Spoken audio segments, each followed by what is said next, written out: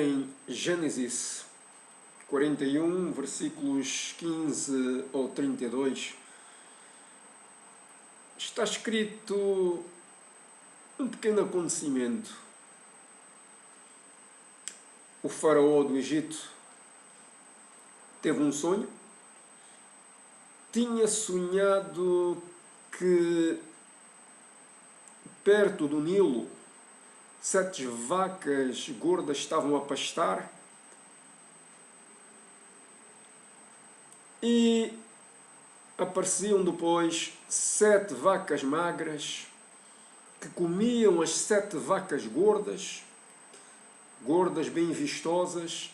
As 7 vacas magras eram raquíticas, feias, mas essas vacas magras comiam as 7 vacas gordas e ficavam na mesma, como se nada tivesse acontecido. O faraó então voltou a dormir e sonhou que no Nilo, perto dos juncos, 7 espigas gordas, bonitas, gradas, estavam ali e de repente apareciam 7 espigas vazias, raquíticas, feias, que engoliam as espigas gordas, gradas, belas, como se nada fosse, porque elas continuavam na mesma, apesar de engolirem as 7 espigas gordas, gradas, belas. O faraó ficou assustado e chamou os sábios, os adivinhos, para ver se alguém lhe conseguia aliviar essa preocupação, interpretando este sonho. Ora, diz a Escritura que estava lá o responsável pelos servidores de vinho do faraó, que lembrou-se que José tinha interpretado o seu sonho e o do padeiro, e lembrou-se que estava em falta, que havia então um hebreu que tinha interpretado o seu sonho e o do padeiro, e tinha sido assim exatamente de acordo com a interpretação.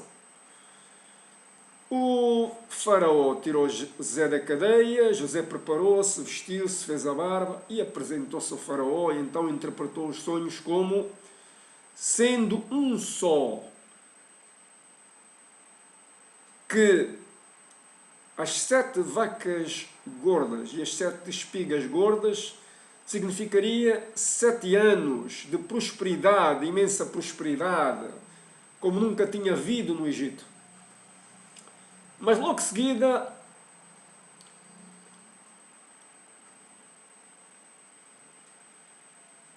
as 7 vacas magras e as 7 espigas magras também significariam 7 anos de pobreza, de escassez, de carência, como nunca tinha havido no Egito.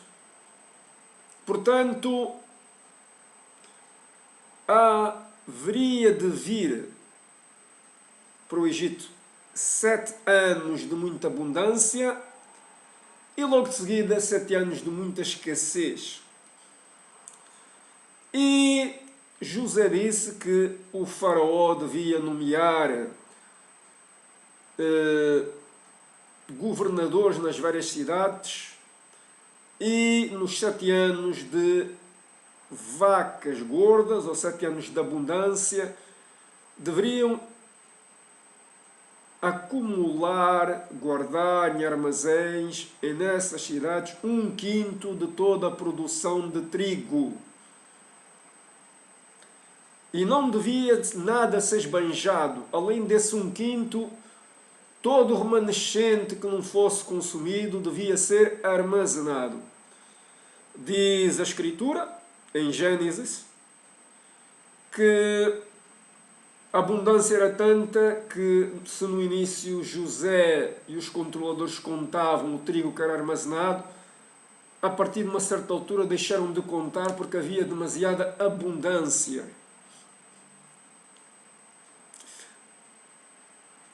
No entanto, as coisas decorreram como José tinha interpretado.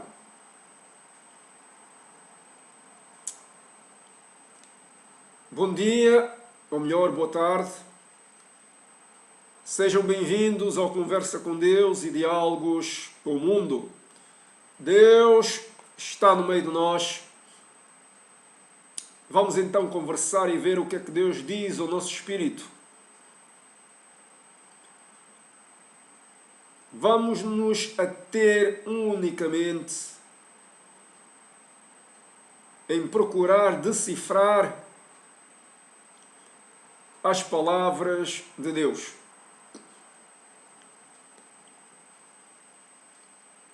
Ora bem, nós todos dizemos que vocês, que eu não estou nessa situação, mas vocês, os que têm filhos, que se levantam para sustentar, trabalhar, vestir, educar os vossos filhos, que têm as vossas obrigações, e amam os vossos filhos mostrando com atos concretos, porque a vossa preocupação é trabalhar para que eles não passem fome e tenham tudo e mais alguma coisa. Então vocês sacrificam-se pelos vossos filhos. Portanto, vocês que se sacrificam pelos vossos filhos, certamente também pensam no dia da manhã deles. E se eu vos disser que provavelmente eles não terão o dia da manhã? O que é que vocês fariam? O que é que vocês farão?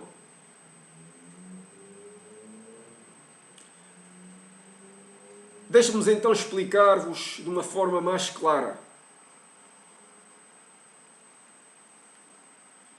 Eu não sei se devia dizer isto, porque eu não gosto de lançar pânico. Mas, entretanto, como já fiz a minha ministração de ontem sobre a pobreza, sempre haverá pobres no mundo, esta ministração vai ao encontro da ministração de ontem. Na noite de dia 3 para dia 4, eu fui levado a um estado de inconsciência e ouvi na mente, nesse estado de inconsciência, parece que uma neblina passava pelos meus olhos. Estava acordado, meio a dormir, no estado de inconsciência. E ouvi na minha mente a conversa de algumas pessoas. Não consegui discernir os seus rostos nem silhuetas. Algo me impediu. Parece que só me foi dado acesso a ouvir o significado do que eles diziam. E eu até escrevi essas palavras. Eles diziam qualquer coisa como: os testes estão concluídos, os resultados são evidentes, claros, a Terra não suporta este nível de utilização, a fome vai vir ao mundo, o sofrimento não pode ser parado. Eu estive a pensar nestas palavras e devo dizer que passou-me dois pensamentos pela cabeça. O primeiro foi: bolas, vem algo mais desagradável para o mundo. Já apanhamos o Covid, estamos com as alterações climáticas e agora vai vir algo desagradável para o mundo para trazer mais sofrimento à humanidade. Segundo, porquê é que eu ouço isto? Eu não sou nenhum profeta, não tenho poder para modificar as coisas.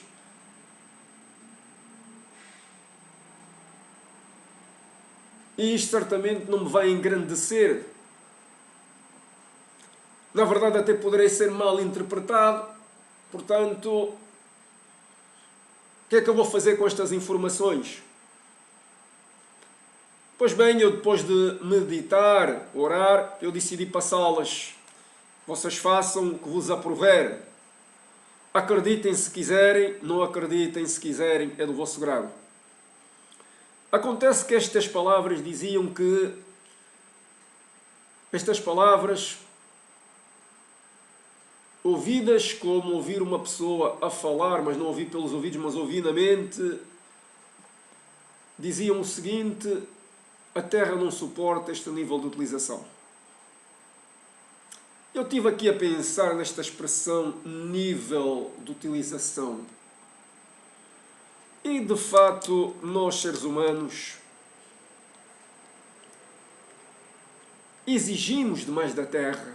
Tiramos demais da Terra, tiramos demais dos seres vivos e tiramos demais das pessoas. Todos os seres vivos da natureza apenas tiram do planeta Terra aquilo que elas necessitam, o que lhes faz falta. O ser humano, no entanto, é o único ser vivo que tira demasiado. Tira mais do que aquilo que lhe faz falta, tira mais do que aquilo que precisa. O ser humano não tira para satisfazer as suas necessidades, mas tira para satisfazer os seus desejos, pois o ser humano transformou as suas necessidades em desejos. Esses desejos foram transformados, ou melhor, cambiados, transformados, mudados em prazeres, e esses prazeres em adições, vícios. E a Terra, como nós sabemos, e muitos intelectuais escreveram, tem prosperidade suficiente para suportar e alimentar a espécie humana e demais seres vivos nas suas necessidades, mas não nas necessidades dos seres vivos e nos desejos, prazeres e adições dos seres humanos. O ser humano instrumentalizou, objetivou, tornou a Terra um objeto, não só a Terra, mas também todas as suas criaturas. O ser humano utiliza os seres vivos nas suas práticas desportivas, religiosas, culturais, gastronómicas e consome demasiado seres vivos, desperdiça demasiado. E foi levado a uma situação de sem retorno. Neste momento eu diria que todos os nossos líderes, todas as nossas nações, todos os nossos reis, todos os nossos governantes não sabem o que se deve fazer.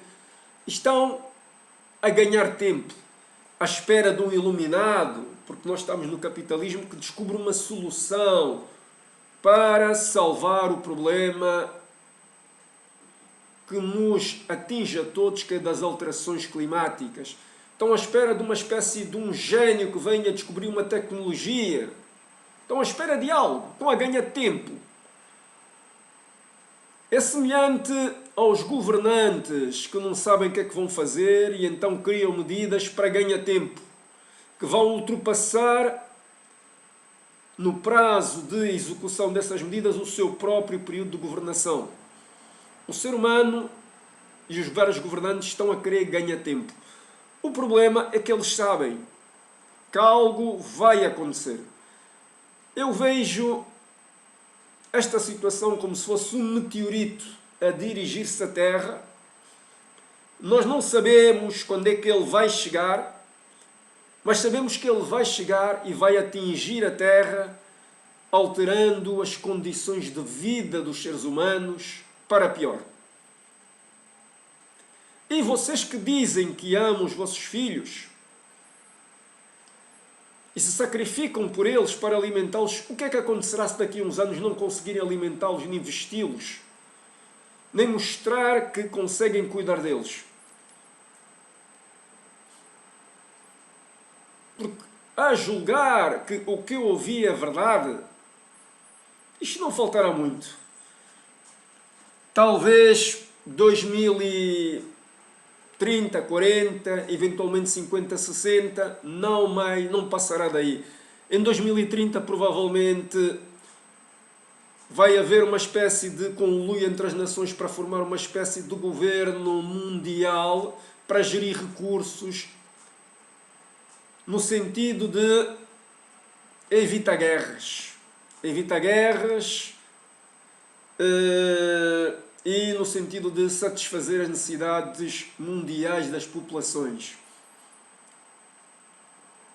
Eventualmente vai acontecer isso, porque as coisas estão a avançar demasiado rapidamente.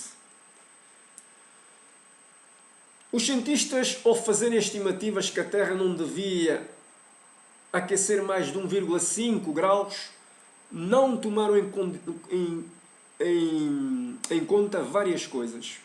Primeiro, fogo gera fogo, aquecimento gera aquecimento. Ou seja, as árvores que foram queimadas, os milhares e milhares, as milhares e milhares de florestas e de árvores que foram queimadas, libertaram dióxido de carbono acumulado, porque as árvores transformam o dióxido de carbono em oxigênio, libertaram dióxido de carbono acumulado que vão aquecer a Terra. O degelo acentuado que aumentou o nível do mar fez com que o aquecimento da Terra se intensificasse também, através da evaporação, efeitos de estufa. A permafrost, como eles dizem agora, ao descongelar aquilo, libertou gases seres vivos que, com a sua atividade, produziram o aquecimento da Terra. Os cientistas chamam isso ciclos de feedback.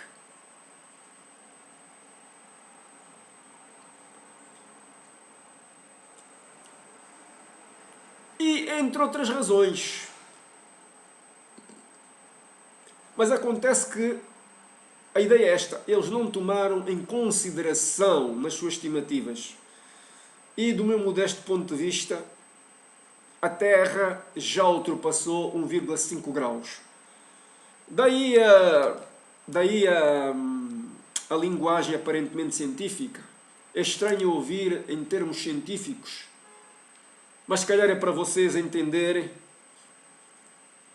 porque eu sou um indivíduo mais da fé do que da ciência, que a Terra não suporta este nível de utilização. Reparem que a expressão é posta no presente.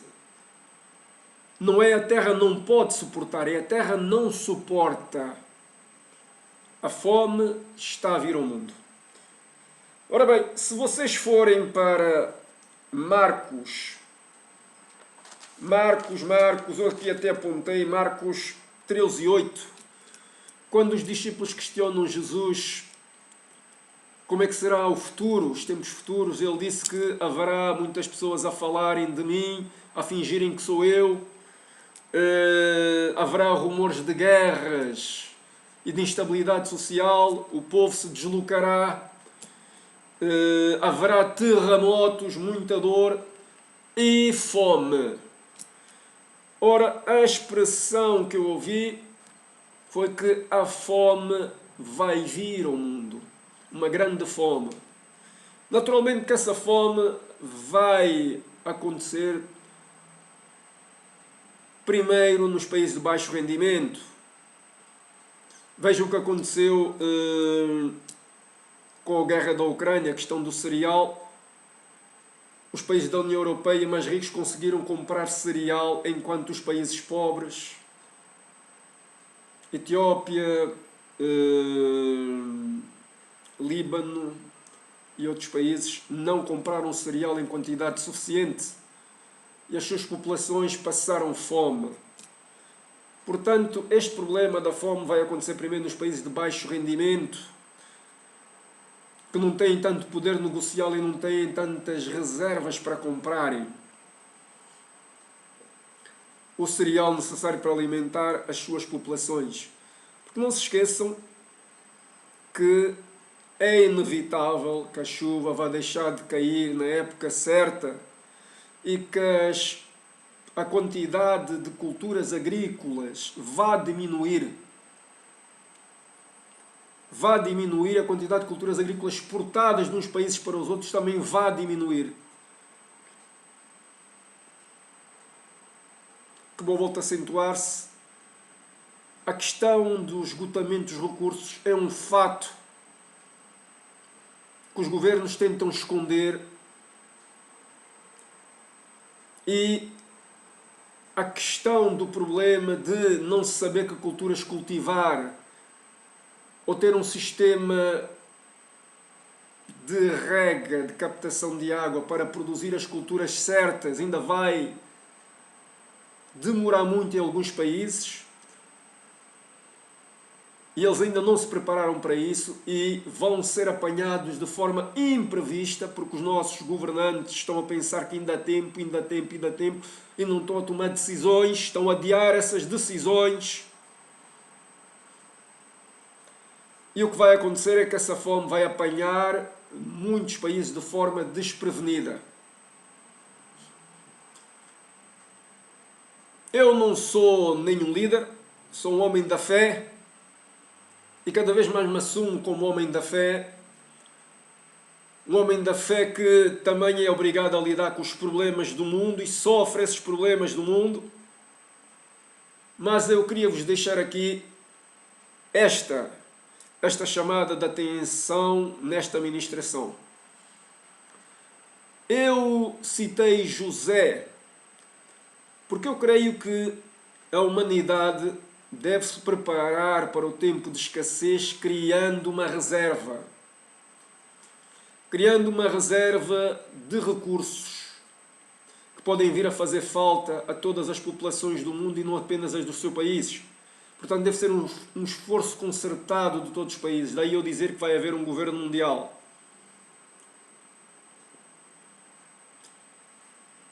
Deve-se criar, portanto, uma reserva, uma provisão para os tempos de escassez, mas não apenas de recursos concretos, tangíveis, mas acima de tudo de condições de vida, criar uma reserva de vida, criar uma provisão de vida para as gerações futuras e para aqueles que ainda não nasceram. Nós temos que deixar mundo para eles. Vocês não podem dizer que amam os vossos filhos se não se preocuparem com o futuro deles, porque eles poderão não ter mundo.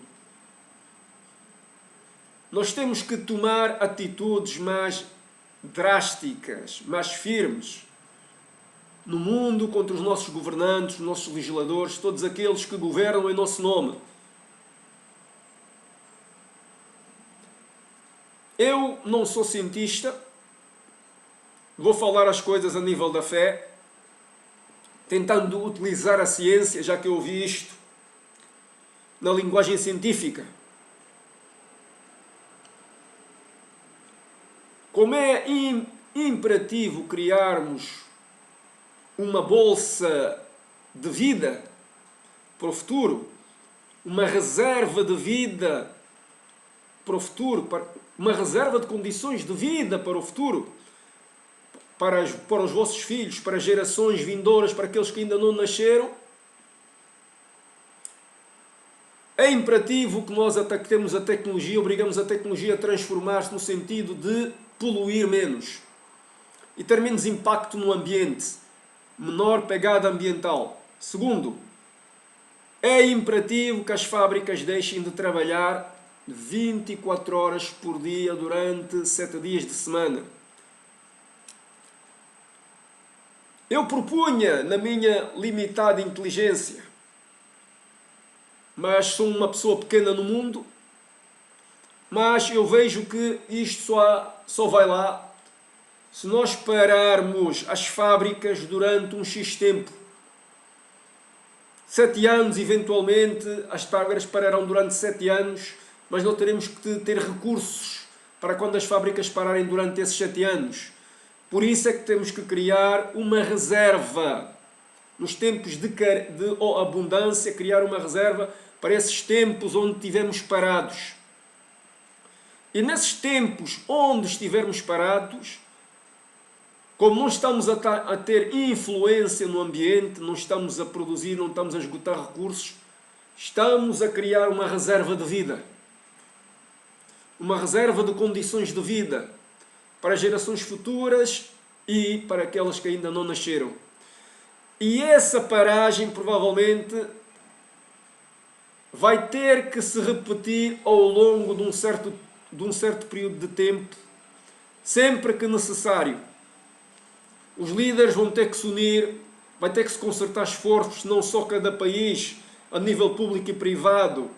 Tudo o que é gerido num país deve-se concertar esforços, interesses, reunir o máximo do máximo, porque nós temos que pensar no futuro. Segundo ponto, nós temos que ver a Terra como se fosse um ser vivo. Temos que lhe dar identidade jurídica. Tendo identidade jurídica, a Terra tem direitos e deveres. É dever da Terra, primeira premissa, suportar, sustentar todos os seres vivos e suas descendências, inclusive o ser humano, de forma perpétua. É dever da Terra fazer isso, mas a Terra tem como direito ser tratada bem, para que não aconteça nada que ponha em causa a realização do seu dever, desse dever já mencionado. Segundo, temos que dar identidade jurídica também aos seres vivos.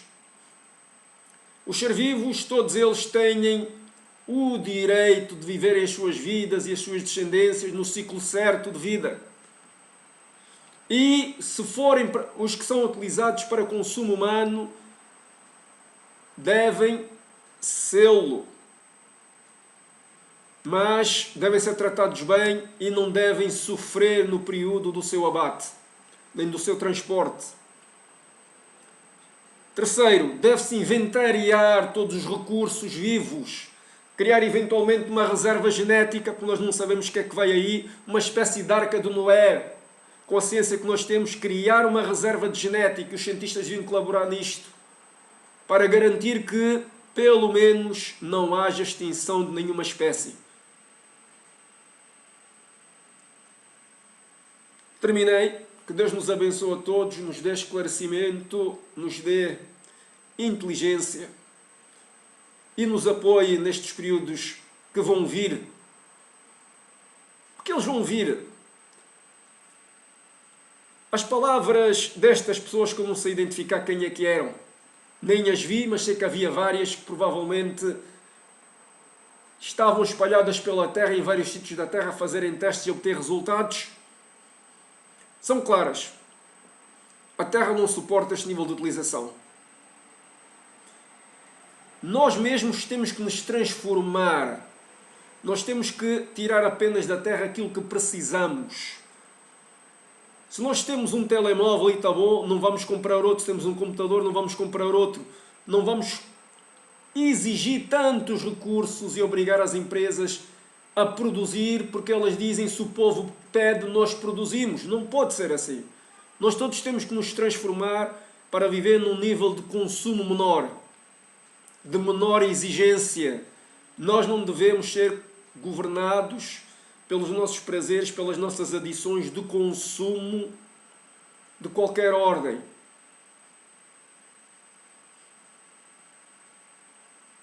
As nossas audições não nos devem governar, não devem condicionar-nos, condicionar as nossas escolhas.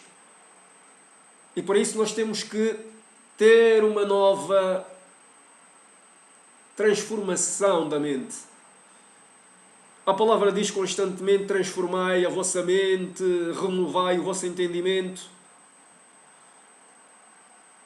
E aqui estamos então, que Deus nos ajude nisso, pois Ele está connosco e nunca nos abandonou.